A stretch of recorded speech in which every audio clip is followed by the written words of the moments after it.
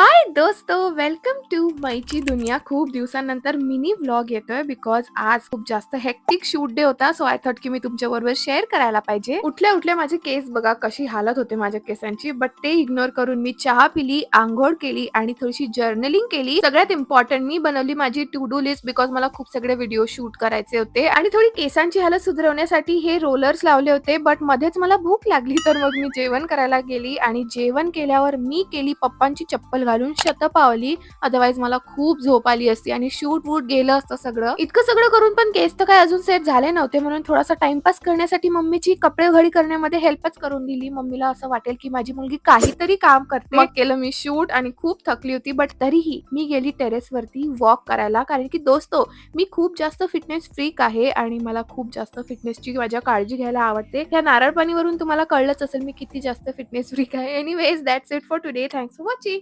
Bye.